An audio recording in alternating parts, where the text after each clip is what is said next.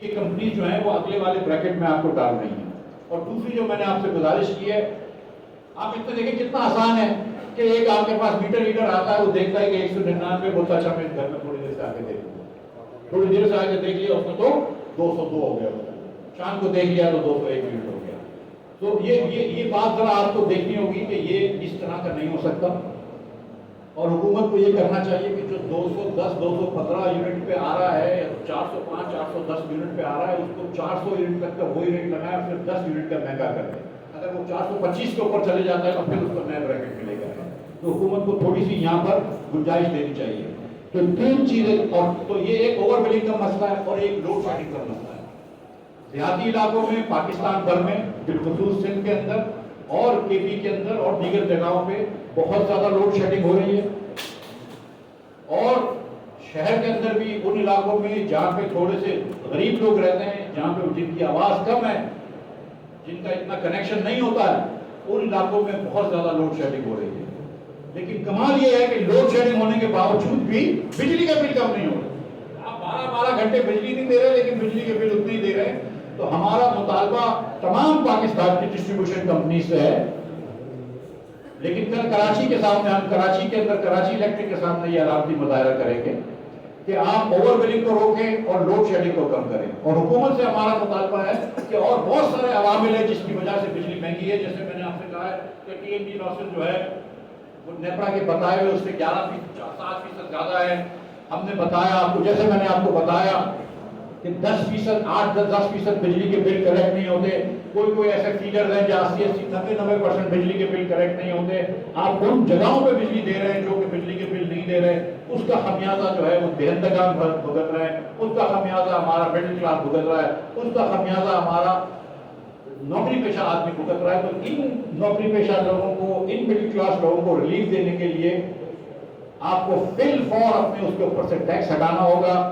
دونوں ٹیکسز ہٹانے ہوں گے، ایڈوانس انکم ٹیکس اور سیلز ٹیکس گھریلو صارف کے اوپر، اور ایل این جی اور فرنس آئل کے اوپر جو انکم ٹیکس ہے، سیلز ٹیکس ہے، وہ ہٹانا ہوگا. اس کے بدلے اتنے ہی پیسے پی ایچ ڈی پہ سے کم کر لیں.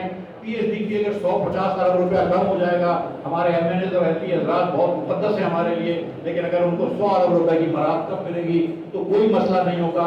حکومت پاکستان میں یہ بات کرنا ضروری سمجھتا ہوں کہ حکومت پاکستان میں جاری اخراجات، میں اس کو نکال دیتا ہوں اپنے انٹرسٹ کو، جو سود آپ کو ادا کرنا ہے اس کو نکال دیں، موٹر و فکس کریں. جاری اخراجات میں 24% اضافہ کیا ہے. آدھے اخراجات تو وہ ہوتے ہیں کہ جو آپ تنخواہیں لوگوں کی بڑھاتے ہیں. آپ لوگوں کی تنخواہیں بڑھائیں، جو محنت سے کام کرتا ہے اس کی تنخواہ بڑھائیں. ان کو تنخواہ صحیح نہیں دیں گے تو پھر وہ رشوتیں اور دوسرے بازار گرم ہوتے ہیں. تو میں تنخواہ کے اوپر بالکل آبجیکٹ نہیں کر رہا ہوں. لیکن حکومت پاکستان خود یہ کہہ رہی ہے کہ اس سال 15% انفلیشن ہوگا.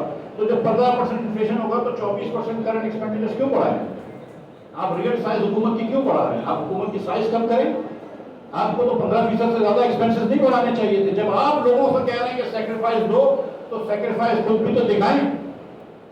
مسئلہ یہ ہے، اور جو عوام پاکستان کی جو بات ہم کرتے ہیں کہ ہمارے جو پلیٹ فارم ہے وہ یہ ہے کہ پاکستان کی حکمرانی کا نظام بدلنا ہے. حکمرانی کا نظام اس لیے بدلنا ہے کہ یہاں پہ عوام کے مفاد کو مقدس نہیں سمجھا جاتا. یہاں پہ عوام کے مفاد کو آگے نہیں لے کے جایا جاتا. ہر چیز کو آگے لے کر آتے ہیں، ویسٹڈ انٹرسٹ کو، ایلیٹ انٹرسٹ کو، اسپیشل انٹرسٹ کو آگے لے کر آتے ہیں، لابیز کو آگے لے کر آتے ہیں، مافیاز کو آگے لے کے آتے ہیں، پبلک انٹرسٹ کو نہیں لے کے آتے ہیں. لہذا جیسے مثال کے طور پر میں پولیس کی مثال دیتا ہوں کہ پولیس جو پاکستان میں آئی ہے وہ ایک کالونیل سسٹم سے آئی ہے، وہ انگریزوں کی حکومت سے آئی ہے. اس کا کام حکومت کی سیوا کرنا ہوتا ہے. وہ آدھے پولیس والے بیچارے جو ہیں وہ وی آئی پی ڈیوٹی اور پروٹوکول پہ لگے ہوتے ہیں. تو یہاں پر کراچی میں خاص طور پر چوری چکاری، قتل و غارت، حلوہ برائے تاوان وغیرہ ہو رہا ہے. لیکن پولیس کا جو بڑا دھیان ہوتا ہے وہ حکومت کا کام کرنا ہوتا ہے. اور اگر آپ کو ایف آئی آر کٹوانا ہے کسی کے اوپر تو خدا نہ خواستہ بہت مشکل ہے، اللہ کرے ایسا ہو، لیکن بہت مشکل ہے کہ کراچی سے خیبر تک کسی تھانے کے اندر آپ فری میں ایف آئی آر کٹوا لیں. اور اس کی وجہ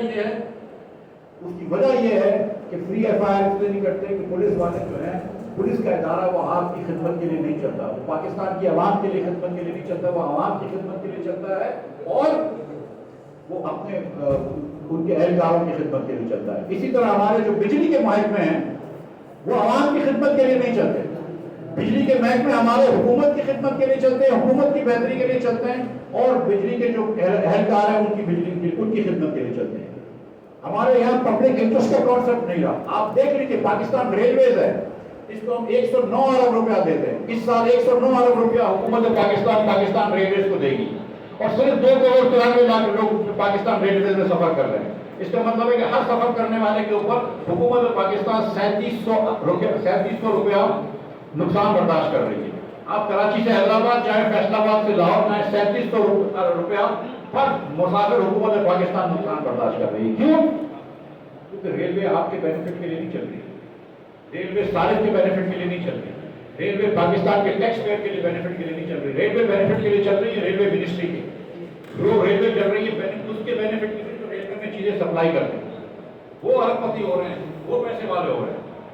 तो पाकिस्तान में हमको ये जहन चेंज करना पड़ेगा, सोच बदलनी पड़ेगी कि यार पाकिस्तान के अंदर जो हुकूमत के एक्शन हैं वो लोगों के बेनिफिट के लिए चलने चाहिए। ये हुकूमत के एक्शन जो है वो अपने आप के बेनिफिट के लिए नहीं चलने जाएंगे। ये सोच बदलेगी तो निजाम बदलेगा। और इस वक्त बिजली के अंदर जब आपने पाकिस्तान भर में कहराम मचा रखा है, वहां पर हुकूमत के लिए क्या बड़ी बात है कि 100 अरब रुपया PLDT से कम कर दें। ये